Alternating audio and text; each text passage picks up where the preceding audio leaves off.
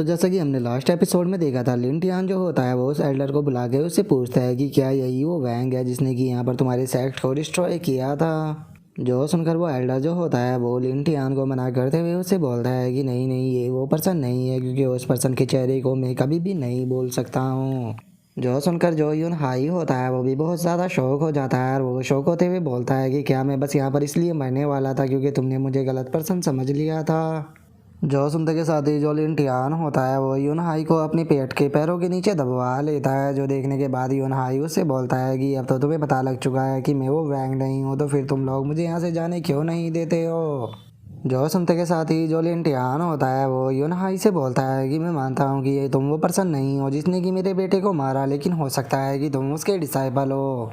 जो सुनते के साथ ही यून हाई भी बहुत ज़्यादा शौक हो जाता है और वो शौक होते भी अपने मन में सोचता है कि आखिर इतनी हिम्मत किस पर्सन के अंदर है जो कि मर्क्यूरियस के बेटे को भी मार सके। और वो ये सोच ही रहा होता है, तभी लिन टियान जो होता है वो यून हाई से बोलता है कि ठीक है, अब जल्दी से चुपचाप मुझे बताओ कि आखिर तुम हो कहाँ से।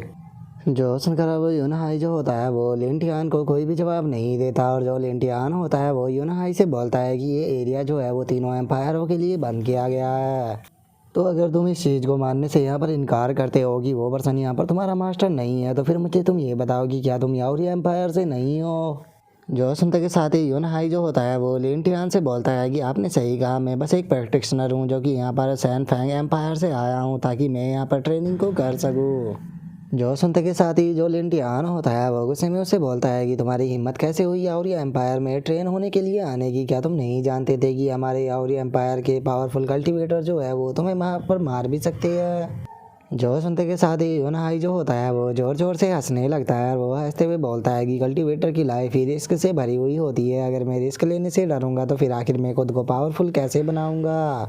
और उसके इतना बोलते के साथ ही हम देखते हैं कि एक सैनिक जो होता है वो वहाँ पर आ जाता है और वो वहाँ पर आने के बाद लिन टियान से बोलता है कि और मेजेस्टी, हमें यहाँ से 50 मीटर दूर जो डिवाइन इमोर्टल सेक्ट है उसका रेसिडेंस मिल गया है। जो सुनते के साथ ही लिन टियान जो होता है वो अपने लोगों से बोलता है कि ठीक है, जल्दी से इस बंदे को उठाओ और वहाँ पर मुझे लेकर चलोगी कि आज मैं इस डिवाइन इमोर्टल सेक्ट को पूरे याओरी एम्पायर के अंदर से ख़त्म कर दूँगा। और इतना बोलकर लिन टियान जो होता है वो अपने सभी लोगों के साथ में डिवाइन इमोर्टल सेक्ट की तरफ जाने लगता है और वहाँ पर पहुँचने के बाद हम देखते हैं कि सबसे पहले वे जो यून हाई होता है उसे ज़मीन पर बांध कर फेंक देते हैं। और जो यून हाई होता है वो अपने मन में सोचता है कि मुझे लगा था कि डिवाइन इमोर्टल सेक्ट ने यहाँ पर मर्क्यूरियस को साथ में पंगा लेने की कोशिश की है, तो वो पक्का कोई हिडन पावरफुल सेक्ट होगा और वो यहाँ पर बचने में मेरी मदद भी कर देगा। और इतना बोलकर यूनफी जो होता है वो जैसे ही सामने की तरफ देखता है तो वो उदास होते हुए बोलता है कि लेकिन ये तो बस एक झोपड़ी है, ये कहाँ से एक सेक्ट नज़र आ रहा है। और यूनफी के इतना सोचते के साथ ही हम देखते हैं कि जो लिन टियान होता है वो भी उस जगह पर आ जाता है और वहाँ पर आते के साथ ही वो अपने सभी लोगों से बोलता है कि इस सेक्ट को यहाँ पर डिस्ट्रॉय कर दो। जो सुनते के साथ ही लिन टियान के सभी सैनिक जो होते हैं वो अपने स्पेयरों को जो डिवाइन इमोर्टल सेक्ट की झोपड़ी होती है उसकी तरफ शूट कर देते हैं और हम देखते हैं कि वे जाकर उससे टकराने ही वाले होते हैं, लेकिन तभी वहाँ पर जो डीमन जुआन शाह होता है वो आ जाता है और वो वहाँ पर आते के साथ ही अपने एक स्पेयर को बाहर निकाल लेता है और उसे निकालते हुए बोलता है कि तुम लोगों की हिम्मत कैसे हो गई डिवाइन इमोर्टल सेक्ट के ऊपर अटैक करने की। और इतना बोलते के साथ ही जो जुआन शाह होता है वो अपनी उस स्टिक से हम देखते हैं कि एक शील्ड सी बना लेता है, जिस कारण उन लोगों के वे जितने भी अटैक होते हैं वे सारे के सारे वहीं पर ही रुक जाते हैं। और अपने अटैकों को इस तरह से रुकता हुआ देखकर एक सैनिक जो होता है वो चिल्लाते हुए बोलता है कि आखिर ये कॉकरोच है कौन, जो कि देखने में बिल्कुल कॉकरोच जैसा लग रहा है लेकिन इसके पास में थोड़ी बहुत स्किल है। जो सुनते के साथ ही जो जुआन शाह होता है उसे बहुत ज़्यादा गुस्सा आ जाता है और वो गुस्से में दोबारा से अपनी स्टिक को निकालते हुए बोलता है कि तुमने केवल मेरे सेक्ट के ऊपर अटैक ही नहीं किया बल्कि तुम्हारी हिम्मत कैसे हो गई इस डीमन को कॉकरोच बोलने की, आज तुम में से यहाँ पर कोई भी जिंदा नहीं बचेगा। और इतना बोलकर जो जुआन शाह होता है वो उनके सभी स्पेयरों को उन्हीं सैनिकों की तरफ शूट कर देता है, जिस कारण वे सैनिक जो होते हैं वो इंजर्ड होकर ज़मीन की तरफ गिरने लगते हैं। और जो जुआन शाह होता है वो अपनी स्टिक के साइज़ को बड़ा करते हुए उनसे बोलता है कि अभी से क्या हुआ, क्या तुम लोग इतने में ही थक गए, अभी तो यहाँ पर मैंने स्टार्ट भी नहीं किया। और इतना बोलते के साथ ही हम देखते हैं कि जो जुआन शाह होता है वो अपनी उस स्टिक के केवल एक ही अटैक से वहाँ पर मौजूद काफ़ी सारे सैनिक जो होते हैं उन्हें मार देता है। और उन्हें मार देने के बाद अब जो जुआन शाह होता है वो अपनी स्टिक को लिन टियान के सामने करते हुए उससे बोलता है कि आखिर तुम हो कौन और तुम्हारी हिम्मत कैसे हो गई हमारे डिवाइन इमोर्टल सेक्ट के ऊपर आकर यहाँ पर अटैक करने की। और अब उस स्टिक को देखते के साथ ही जो लिंटियान होता है वो भी बहुत ज़्यादा शौक हो जाता है और वो शौक होते हुए बोलता है कि ये तो जुआन सा डीमन स्टिक है, लेकिन आखिर ये स्टिक तुम्हारे पास में कैसे आ गई? कहीं इसका मतलब ये तो नहीं है कि तुम वो पर्सन हो जिसे कि हमारी मजेस्टी ने सील कर दिया था हजारों साल पहले? कहीं कहीं तुम डीमन जुआन सा तो नहीं हो? और उसके इतना बोलते के साथ ही हम देखते हैं कि डीमन जुआन सा जो होता है वो जोर जोर से हंसने लगता है और वो पागलों की तरह हंसते हुए उसे बोलता है कि तुमने सही कहा, मैं डीमन जुआन सा हूँ। आखिर इस दुनिया के अंदर ऐसा कौन ही हो सकता है जो कि मेरे सिवाय इस स्टिक का यूज कर सके? जो सुनते के साथ ही जो यूनफी होता है वो भी बहुत ज़्यादा शौक हो जाता है और वो शौक होते हुए अपने मन में सोचता है कि क्या ये वही डीमन जुआन सा है जिसने कि हजारों साल पहले जो यावरी एम्पायर था उसे पूरी तरह से डिस्ट्रॉय कर दिया था। और उसके इतना सोचते के साथ ही अब जो लिंटियान होता है वो चिल्लाते हुए जुआन शाह से बोलता है कि आखिर ऐसा कैसे हो सकता है? तुम्हें तो गॉड फोर्स एंड लैंड के अंदर कैद किया गया था, तो फिर आखिर तुम वहाँ से बाहर कैसे निकल गए? जो सुनते के साथ ही जुआन शाह जो होता है वो हंसते हुए उसे बोलता है कि क्या तुम लोगों को सच में ऐसा लगा था कि जो तुम्हारा गोल्ड फोर्स एंड लैंड है वो मुझे कैद कर सकता है? तुम्हें कैसे सोच लिया कि छोटी सी जगह जो है वो मुझे कैद कर रख पाएगी? और उसकी इस बात को सुनकर यूनफी जो होता है वो अपने मन में सोचता है कि जो ये डीमन है ये गॉड फोन शैनलैंड से बाहर निकल गया, कहीं इसका मतलब ऐसा तो नहीं है कि जो डिवाइन इमोर्टल सेक्ट का मास्टर वैंग है उसने ही इसकी मदद की थी?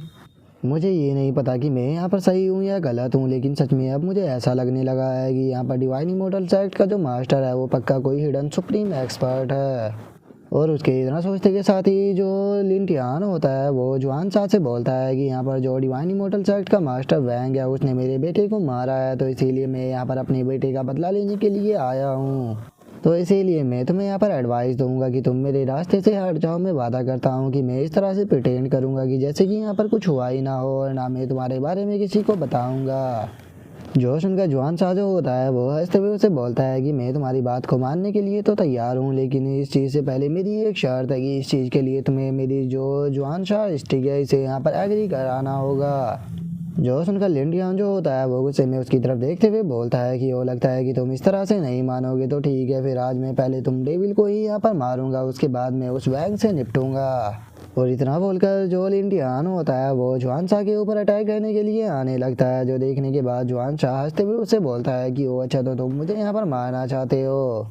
लेकिन क्या सच में तुम्हें ऐसा लगता है कि तुम अपने इस मामूली से माउट की मदद से मुझे यहाँ पर मार सकते हो? और इतना बोलते के साथ ही जुआन शाह जो होता है वो अपनी स्टिक से उसके ऊपर अटैक को कर देता है। जो सुनते के साथ ही लिंटियान का जो पैट होता है वो जुआन शाह की उसी स्टिक को अपने मुंह में पकड़ लेता है और जो लिंटियान होता है वो जुआन शाह से बोलता है कि अगर मेरे पास में कोई नॉर्मल पैट होता तो शायद मैं तुम्हें नहीं हरा पाता, लेकिन मेरे पास में कोई नॉर्मल पेट नहीं है, बल्कि मेरा जो पेट है वो एक कीलिन है। और उसके इतना बोलते के साथ ही हम देखते हैं कि जो लिंटियान का पेट होता है वो उसी स्टिक को खींचने लगता है, लेकिन जो जुआन शाह होता है वो अपनी स्टिक के अंदर अपनी फायर को भी डाल देता है, जिस कारण हम देखते हैं कि उस स्टिक का जो साइज होता है वो काफ़ी बड़ा होने लगता है, जिस कारण उस पैट को भी उस स्टिक को छोड़ना पड़ जाता है। जो देखते के साथ ही जो लिंटियान होता है वो भी अपनी पैट के ऊपर से जंप कर देता है और हम देखते हैं कि उसके पैट की हालत जो होती है वो थोड़ी सी ख़राब हो जाती है। जो देखकर जो लिंटियान होता है वो जुआन शाह के ऊपर अटैक करते हुए उसे बोलता है कि बास्टर्ड, अब तुम मेरे हाथों से मरोगे।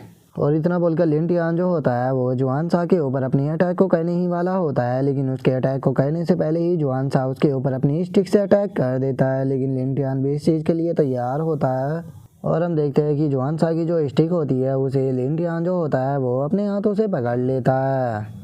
और उसे पकड़ने के बाद हंसते हुए जुआन शाह से बोलता है कि शुक्रिया यहाँ पर किलिंग फ्लेम का यूज करने के लिए, क्योंकि तुम्हारी इस फ्लेम के कारण यहाँ पर मेरी काफ़ी ज़्यादा मदद हो गई। और अब लिंटियान के इतना बोलते के साथ ही हमारा आज का एपिसोड जो होता है वो यहीं पे कंप्लीट हो जाता है। तो नेक्स्ट एपिसोड में देखेंगे कि आगे क्या होता है। अगर आप लोगों को वीडियो अच्छी लगी हो तो लाइक करना, चैनल को सब्सक्राइब करना। मैं मिलता हूँ नेक्स्ट एपिसोड में, तब तक के लिए बाय बाय गाइस।